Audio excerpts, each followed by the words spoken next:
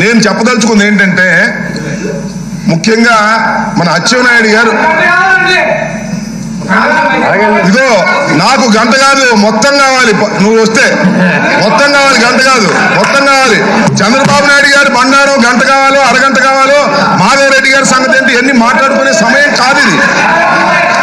నేను ఇక్కడ ఒక విషయాన్ని వాళ్ళు అధ్యక్ష నాకు టైం ఇవ్వాలి, ఆయన నాకు గంట కావాలనేటువంటి మాట వ్యంగ్యంగా మాట్లాడారు. అలాంటి విషయాలు మనం చర్చించుకుందాము అంటే, చంద్రబాబు నాయుడు గారు అదే విషయాల గురించి మాట్లాడదాము అంటే, మేము తప్పనిసరిగా చాలా విషయాలు ఇక్కడ బహిరంగంగా మాట్లాడుకుందాం. ఈ సమావేశం చాలా పవిత్రమైంది.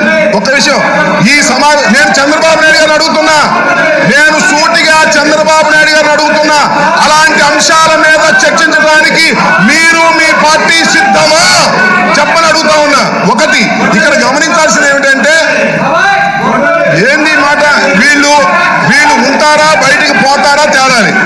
వీళ్ళు బయటికి వెళ్ళడానికి నిర్ణయించుకున్నట్టుగా అర్థమవుతుంది.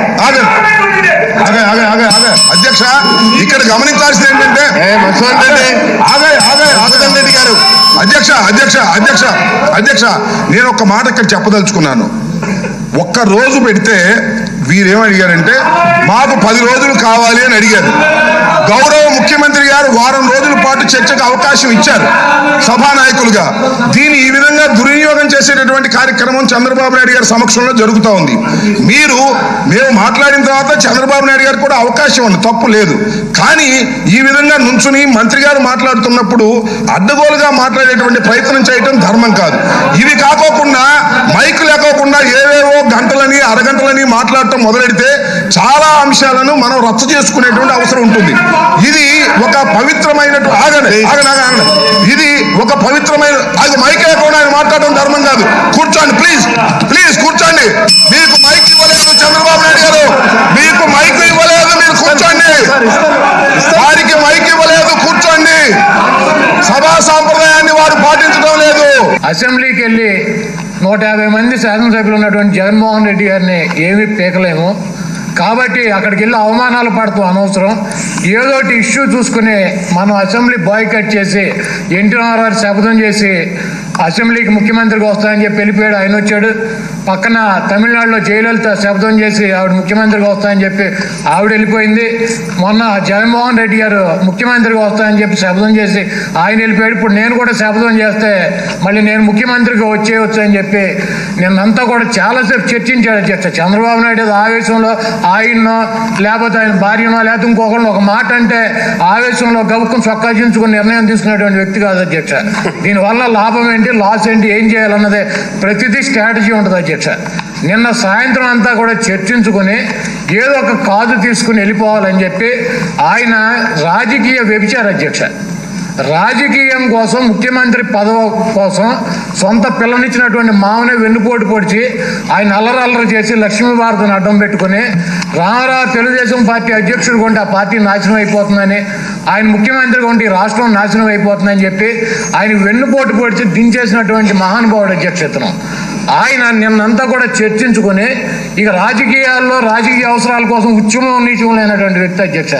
ఈరోజు జరిగినటువంటి డిబేట్లో రాంబాబు గారు చెప్పాడు, హత్యల గురించి ఆయనే మొదలెట్టాడు. లెగిసి బాబాయ్ గురించి మాట్లాడాలి, గొడ్డల గురించి మాట్లాడాలి, తల్లి గురించి మాట్లాడాలి, చెల్లి గురించి ఇది మొట్టమొదటిసారి కాదు అధ్యక్ష వీళ్ళు మాట్లాడేది.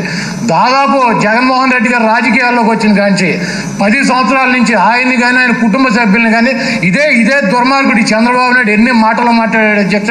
దీనికి సంబంధించినటువంటి మీడియా కథలుగా ఆయన ఒక సైకో అని చెప్పి, శాడిస్ట్ అని చెప్పి, ఇంట్లో వాళ్ళని గృహహింస పెడతాడని చెప్పి రకరకాలుగా మాట్లాడినటువంటి నీచమైనటువంటి వ్యక్తి చంద్రబాబు నాయుడు అధ్యక్ష. ఆయన హత్యల గురించి ఆయన ఎత్తి, కుటుంబ సభ్యుల గురించి ఆయన ఎత్తితే, రాంబాబు గారి హత్యల గురించి మాట్లాడాలంటే వంగవీటి మోహన్ రంగ గారి హత్య గురించి మాట్లాడాలి, నువ్వు చంపించినటువంటి ఎలిమినేటి మాధవ్ రెడ్డి గారి హత్య గురించి మాట్లాడాలి. ఎందుకంటే ఆ హత్య 2 కూడా ఆయనే చేయించాడని చెప్పి బయట మాట్లాడతారు అధ్యక్ష. ఇప్పుడు వివేకానంద రెడ్డి గారి గురించి ఈయన ఎట్టా మాట్లాడుతున్నాడో ఈయన గురించి కూడా అట్టాగే మాట్లాడేటువంటి పరిస్థితి ఉంది రాష్ట్రంలో. అన్నీ చర్చించుదాం అని చెప్తే నా ఫ్యామిలీ గురించి మాట్లాడారు, నా భార్య గురించి మాట్లాడారు అని చెప్పి సింపతి కోసం కోసం నిన్న వేసుకున్నటువంటి ప్లాన్ అమలు చేయడానికి గ్లిజరిన్ కూడా రాసుకొచ్చినట్టు ఉన్నాడు అధ్యక్ష. కథ రాల నీళ్లు సరిగ్గా రాసుకుంటాం కుదిరినట్లేదు. కాబట్టి ఒక నట విశ్వరూపం ప్రదర్శించి ఇక్కడి నుంచే మళ్ళీ ముఖ్యమంత్రిగా వచ్చేస్తానని చెప్పి ప్రజల్లో సింపతి కోసం ఇక భార్యను ఆయనే అల్లరి చేసుకున్నటువంటి పరిస్థితికి రాజకీయం కోసం దిగజారిపోయాడంటే ఈ రాష్ట్ర ప్రజలందరూ కూడా చంద్రబాబు నాయుడు రాజకీయ అవసరాల కోసం తన మన లేదు, ఇల్లు లేదు, బయట లేదు, ఎవరినైనా కూడా రోడ్డు మీద గీట్ చేస్తాడు అధ్యక్ష. కాబట్టి రాష్ట్ర ప్రజలందరూ కూడా గమనించాలని చెప్పి గమనించినట్లయితే చర్చ సజావుగా జరుగుతూ ఉంది అధ్యక్ష, సజావుగా జరుగుతూ ఉంది. మంత్రి గారు మాట్లాడుతూ ఉన్నారు. ఎక్కడి నుంచి మొదలైంది అధ్యక్ష? అసలు ఎక్కడి నుంచి మొదలు పెట్టినారు అధ్యక్ష? ఆయన గౌరవ సభ్యులు ఒకరు తీసుకొని ఏదో వ్యక్తిగతంగా మొదలుపెట్టి అది ఎక్కడికెక్కడికో పోయింది అధ్యక్ష. మొదలు ఎవరు అధ్యక్ష పెట్టిండేది? ఈరోజు మొదలు పెట్టిండేది ఎవరు అధ్యక్ష? ఒకవేళ అధ్యక్ష మొదలు పెట్టిండేది ఎవరు అధ్యక్ష? ఈరోజు నిజం చెప్పాలంటే అధ్యక్ష, ఆ అనుభవాన్ని వాడుకొని ఎవరైతే అది మొదలు పెట్టినారో వెంటనే యాక్చువల్గా అది ఆపేసిండాలి అధ్యక్ష. ఆపేసేది పోయి దాన్ని ఇంకా పెరగనిచ్చిన తర్వాత ఈరోజు అవమానం అంటే ఇది అసలు సమంజసం కానే కాదు అధ్యక్ష. దయచేసి అధ్యక్ష ఈరోజు సజావుగా జరుగుతూ ఉంది అధ్యక్ష. సజావుగా జరిగే సభను వాళ్ళు ఉద్దేశపూర్వకంగా వాళ్ళు ఆపినారు అధ్యక్ష.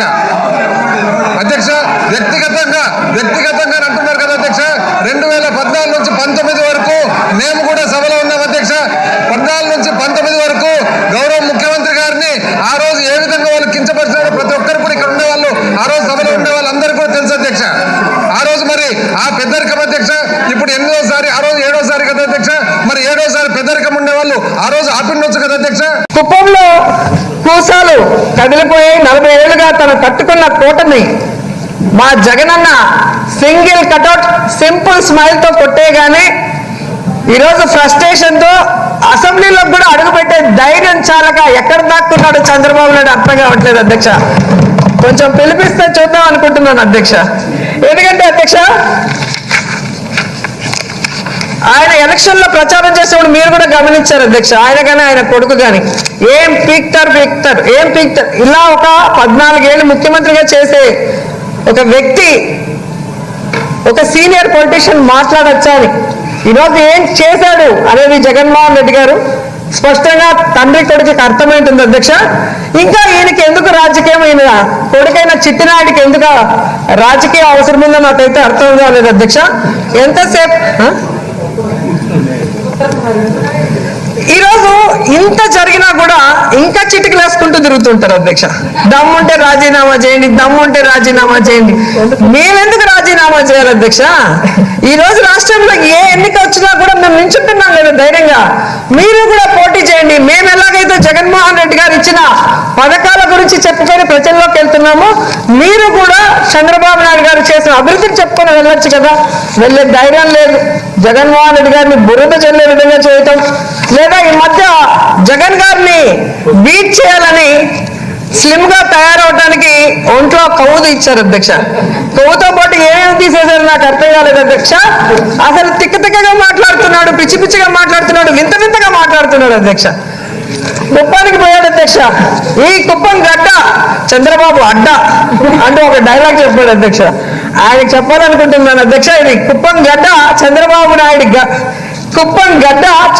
నాయుడు అడ్డా కాదు, ఐస్ గడ్డ అని కూడా ఈ సందర్భంగా తెలియజేసుకోవాలి అధ్యక్ష. ఒక్కొక్కసారి మాట్లాడిన మాటలు కూడా ఒకసారి చాలా బాధ అనిపిస్తాయి. మా చిన్నాన్న గురించి తాను మాట్లాడతాడు. ఎవరు అధ్యక్ష ఆయన? నాకు చిన్నాన్న, చంద్రబాబు నాయుడు గారికి కాదు. అంటే సొంతం మా నాన్న తమ్ముడు. ఒకవైపున మా నాన్న తమ్ముడు, ఒకవైపున ఇంకొక అవినాష్ రెడ్డి ఇలా మాటలు చెప్పి ఇంకొకరి గురించి మాట్లాడతా ఉన్నాం. ఆ పిల్లోడు ఎవరు అధ్యక్ష? నా మరో చిన్నాన్న అంటే మై ఫాదర్స్ కజన్, మరో చిన్నాన్న కొడుకు. ఎందుకు చేస్తారు అధ్యక్ష? ఒక కన్ను ఇంకొక కన్నుని ఎందుకు పొడుచుకుంటుంది? ఒక చెయ్యి ఇంకొక కన్నుని ఎందుకు పొడుచుకుంటుంది అధ్యక్ష? It's minimum thing. ఇవన్నీ జరిగింది ఎప్పుడు అధ్యక్ష? ఆయన ముఖ్యమంత్రిగా ఉన్నప్పుడు, అంత ప్రతిపక్షంలో ఉన్నప్పుడు మేమంతా.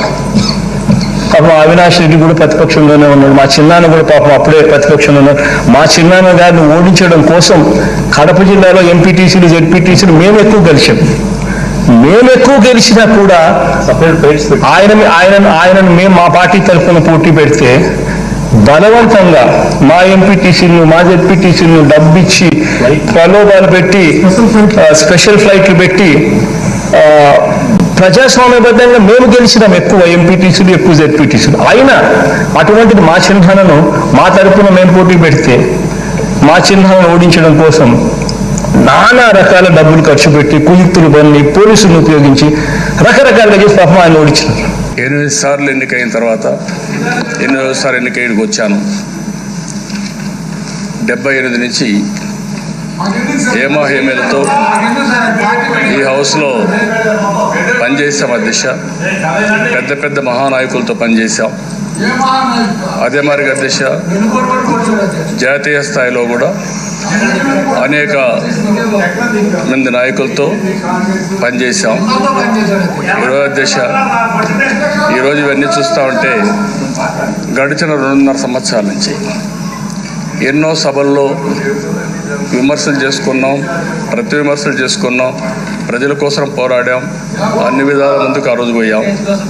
కానీ అపోజిషన్లో కానీ అదే మరిగా రూలింగ్లో ఉన్నప్పుడు కూడా ఎప్పుడు కూడా ఇలాంటి అనుభవాలు నేను ఎప్పుడు చూడలేదు. అదే మాదిరిగా ఇన్నేళ్లుగా జరిగినటువంటి అవమానాలన్నీ భరించాం. నిన్న కూడా ముఖ్యమంత్రి కుప్పం నుంచి ఇదైన తర్వాత రావాలి చూడాలంటే కూడా నేను ఎక్కువగా దాన్ని కూడా వ్యక్తిగతంగా తీసుకోలేదు. ఈ హౌస్లో పడరాని అవమానాలు పడిన తర్వాత బాధాకరమైన సందర్భాలు ఉన్నాయి. వ్యక్తిగతంగా హ్యూమిలియేట్ చేశారు, పార్టీ పరంగా హ్యూమిలియేట్ చేశారు.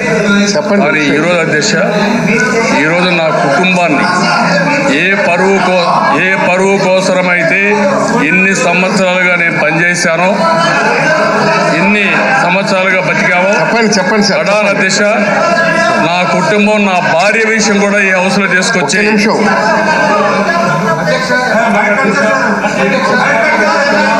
ఈరోజు మనం చూస్తూ ఉంటే ఇది ఏ విధంగా అభివర్ణించ నాకైతే అర్థం కావడం లేదు. ఎప్పుడు కూడా మా మిస్సెస్, నా భార్య రాజకీయాలకు రాలేదు. ఒక్కొక్కసారి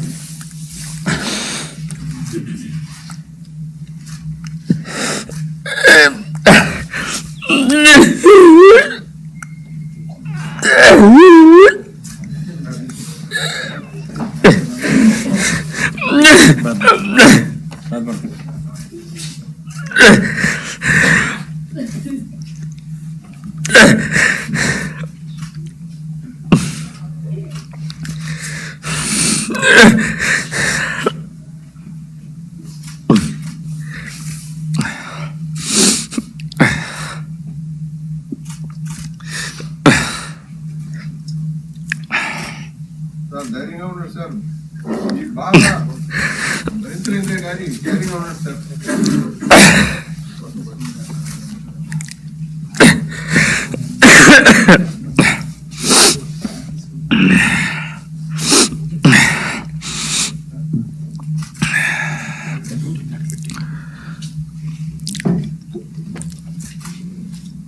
Oh.